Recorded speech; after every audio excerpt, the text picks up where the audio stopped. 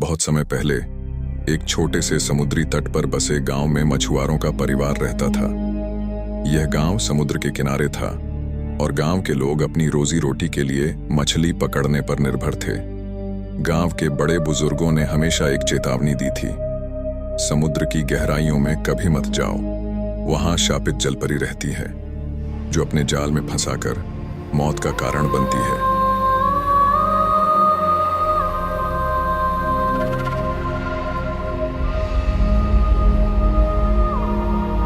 गांव के मछुआरों ने कई पीढ़ियों से इस चेतावनी का पालन किया, लेकिन एक युवा मछुआरा जिसका नाम साइमन था, बहुत ही जिज्ञासु था।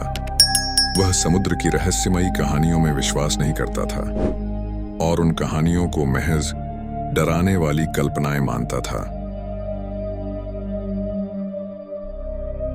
एक दिन साइमन ने तय किया कि वह समुद्र के गहरे पानी में जाकर इस कहानी की सच्चाई का पता लगाएगा। उसने अपने दोस्तों और परिवार की चेतावनी को अनदेखा किया और अकेले समुद्र में निकल पड़ा। समुद्र शांत था, लेकिन जैसे जैसे वह गहरे पानी में गया, पानी की लहरें भयानक होने लगी।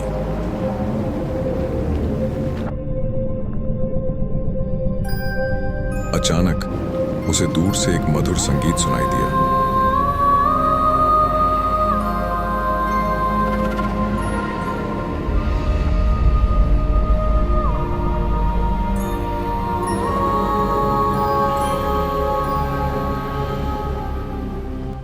वह आवाज इतनी आकर्षक थी कि अर्जुन उसकी ओर खींचता चला गया। उसे एक चट्टान के पास एक सुंदर स्त्री दिखाई दी, जिसके शरीर का आधा हिस्सा मछली जैसा था।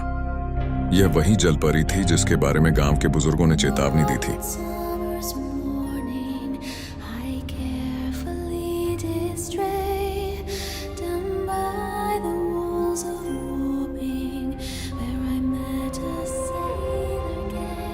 जलपरी ने साइमन को अपने पास बुलाया। उसकी सुंदरता और मधुर आवाज ने अर्जुन को मोह लिया।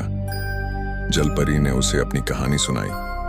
वह एक समय में एक सुंदर राजकुमारी थी, लेकिन उसने समुद्र के देवता का प्रेम प्रस्ताव ठुकरा दिया था। नाराज समुद्र देवता ने उसे शाप दिया कि वह हमेशा के लिए जलपरी बनकर समुद्र में ही रहेगी और जो भी उसकी सुंदरता या आवाज के जाल में फंसेगा, उसे अपने साथ गहरे समुद्र में खींचकर मौत के घाट उतार देगी। लेकिन जैसे ही साइमन ने जलपरी का हाथ पकड़ा, अचानक सब कुछ बदल गया। जलपरी की सुंदरता गायब हो गई और वह एक भयानक राक्षसी में बदल गई। उसकी आंखें लाल हो गईं और उसके दांत नुकीले हो गए। साइमन ने को समुद्र की गहराइयों में खींचने लगी। साइमन ने खुद को छुड़ाने की कोशिश की, लेकिन वह जलपरी के जाल में फंस चुका था। उसकी चीखें समुद्र की लहरों में डूब गईं और वह कभी वापस नहीं आया। साइमन के गायब होने के बाद गांव में डर और भी बढ़ गया। कहा जाता है कि जब भी कोई मछुआरा समुद्र के करीब जाता, उसे जलपरी की आवाज सुनाई देती।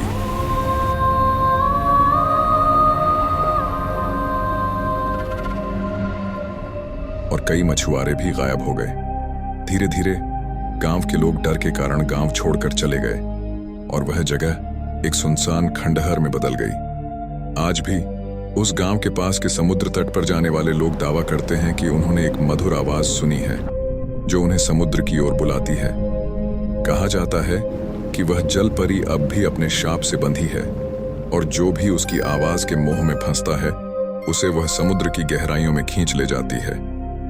इस प्रकार शापित जलपरी की कहानी गांव वालों के लिए एक चेतावनी बन गई।